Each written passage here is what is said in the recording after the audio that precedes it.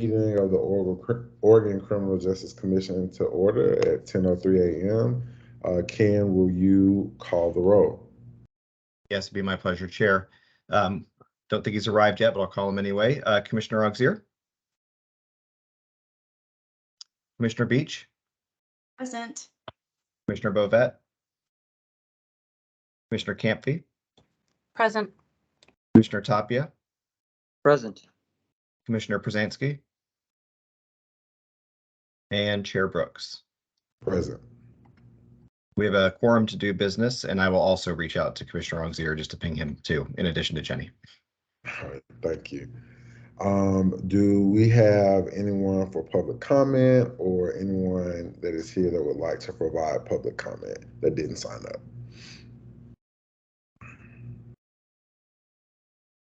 Okay, hearing none, I will move us into the one agenda item that we have today, which is the Multnomah County Gun Violence Prevention Research.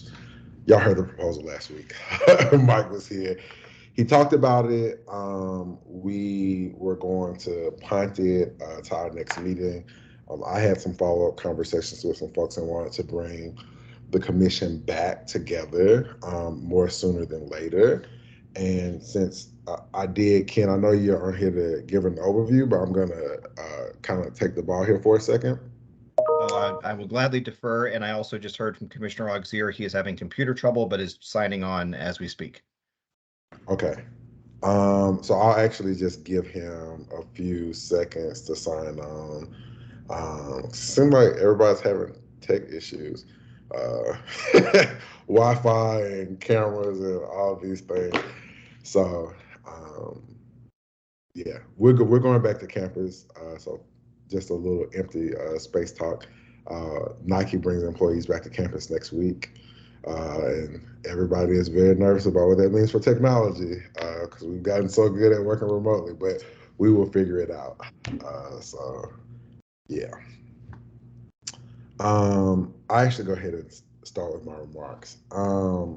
We heard from Multnomah County District Attorney Mike Schmidt last week. He came to talk to us about this proposal. We also have the team from OHSU here if there are questions. But I wanted to start off with just a little bit of setting about why I brought the commission back together so quickly.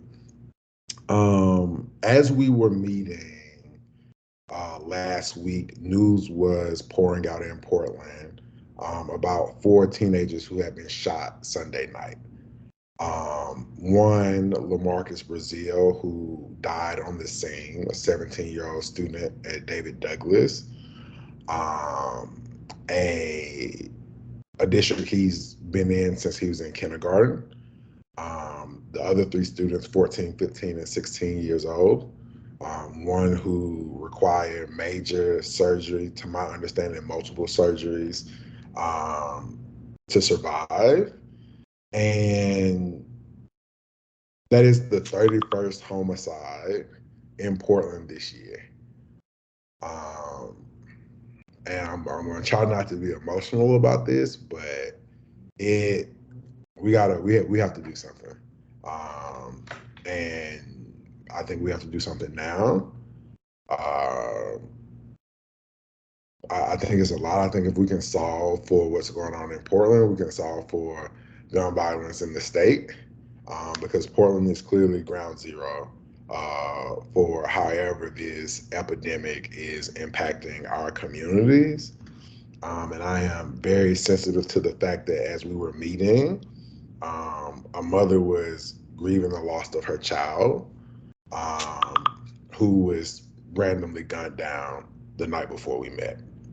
So having heard the proposal from DA Schmidt last week, Ken, I don't necessarily think that the commission needs to have it presented to them again. If anybody feels like they don't have a good hold on what the proposal was, by all means, we can get into it in the discussion piece. The other side of it is the proposal that was brought to us was for $150,000 with the idea that DA Schmidt would then kick in try to secure about $50,000 for a total budget for 1 year of $200,000. I've had conversations with Ken since last week. What I would like to entertain is a motion to, okay, let me see, because I'm getting all these admits, y'all, I'm sorry.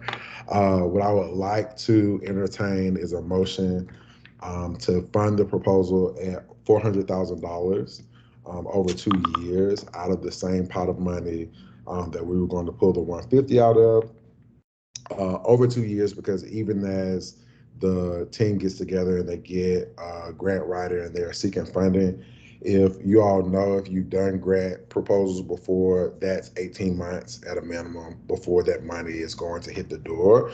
And we need this to be stable, and we need it to be continuous and not interrupted. And to be quite honest, we need them to be on the ground working immediately. And the part of DA Schmidt's budget, not that I can tell him what to do, but I talked to him, and I think that those dollars are better utilized, making sure that he has enough prosecutors to support actually like prosecuting the people who are doing this and supporting the families and communities that are victims of this epidemic.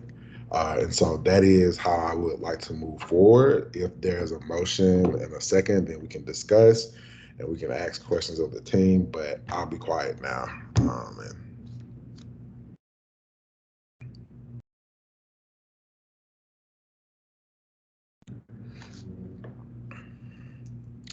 So is there a motion? Chair Brooks, this is Commissioner Oxier, and I will make that motion. And I'll second that, Commissioner Beach. So it's been moved and moved by Commissioner Oxier, properly seconded by Commissioner Beach, that we fund the proposal before us at a rate of $400,000 over 2 years. Is there discussion?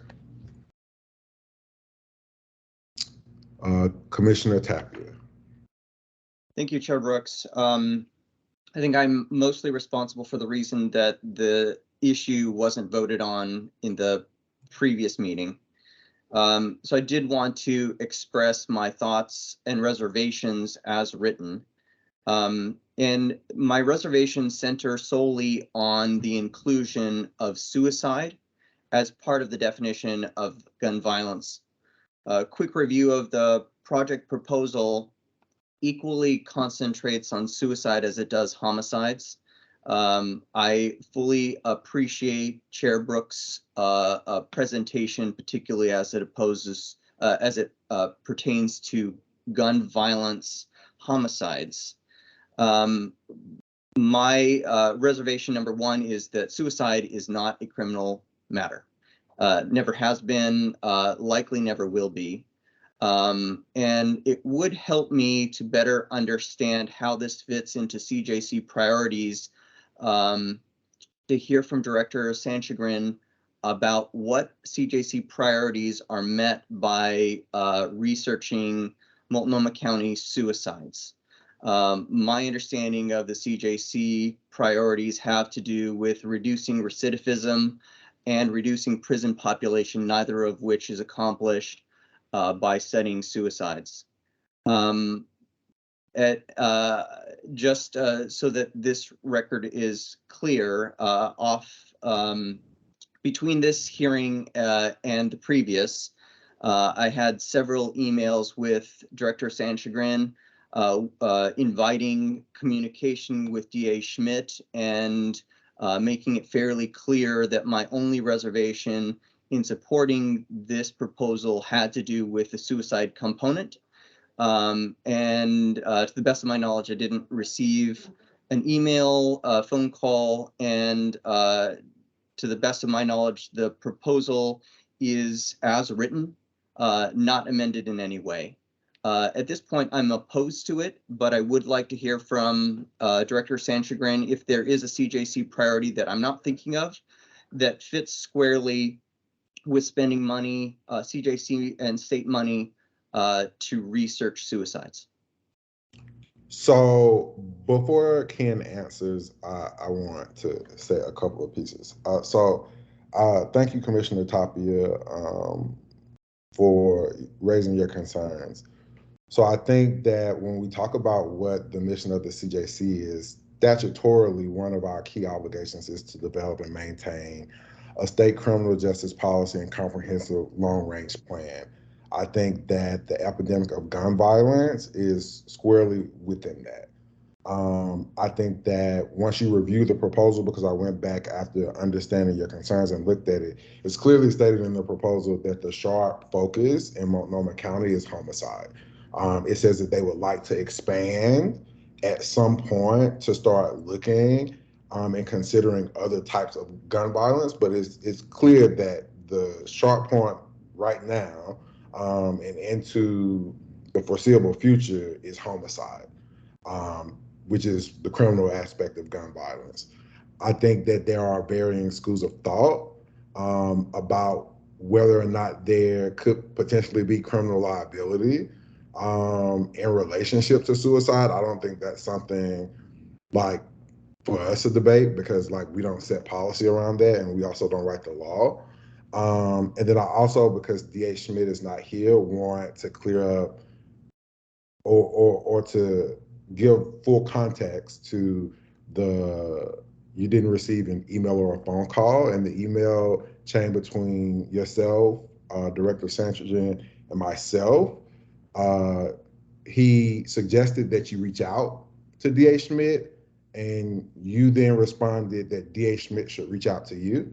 I'm not going to parse words. I think you, if you wanted to reach out to him, you could have reached out to him. I don't think that it needed to be well, no, he needs to reach out to me. And I don't know if that message was ever, well, actually, I do know that that message was not passed along to Mike because I told Ken not to pass it along to him because I felt like that was a bit out of sorts for Ken to then have to go to Mike and say, oh, well, hey, he actually wants you to reach out to him. Like, y'all have worked together before. We're all adults. I told Ken not to reach out to DA Schmidt with that message.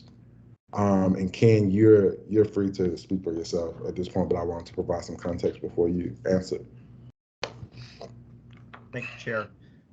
Commissioner Tapia, just the brief answer to the question that you posed is, while for our Justice Reinvestment Grant Program, our primary focus is on recidivism and prison usage, the overarching mission of the Commission writ large is to focus on the wider public safety system, the legitimacy, efficiency, and effectiveness of that system.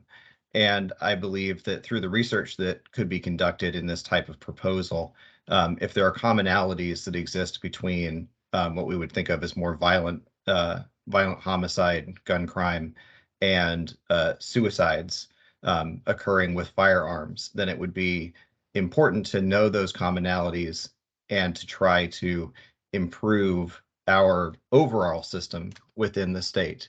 And so while it is not something that is purely a criminal matter, we commission research that does not necessarily always look at criminal matters, or we sometimes try to push folks in the direction of not criminalizing types of behaviors. And so I think that this is something that falls within our mission. It is something that, it is within our jurisdiction to do. And so I don't think it goes too far afield in that sense.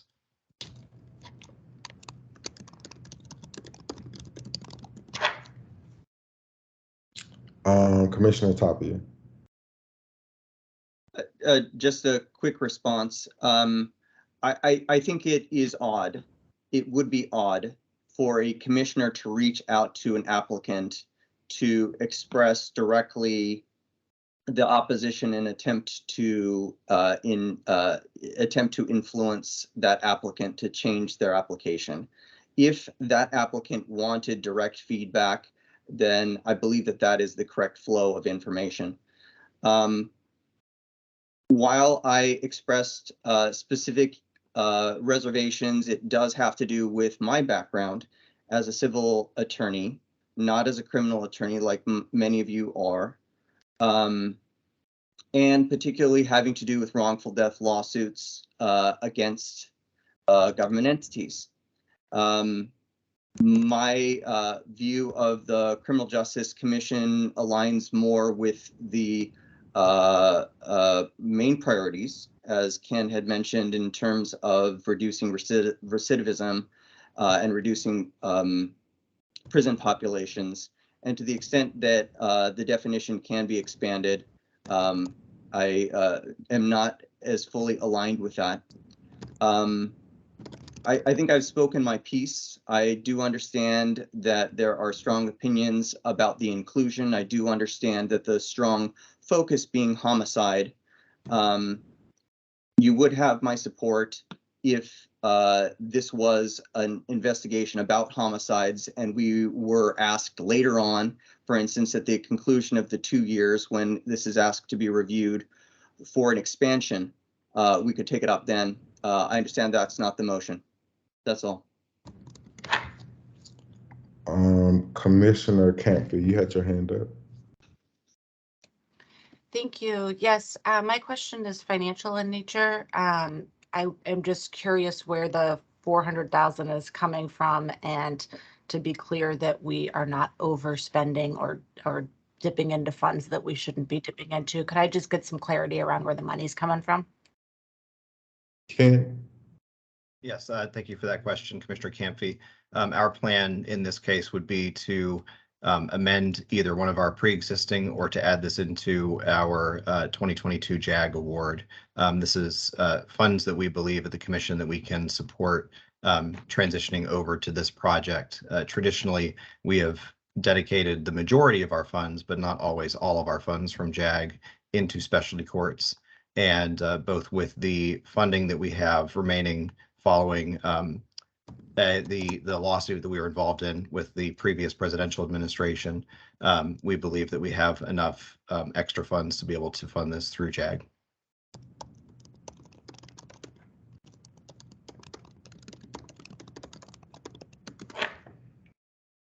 Okay. Are there any other questions?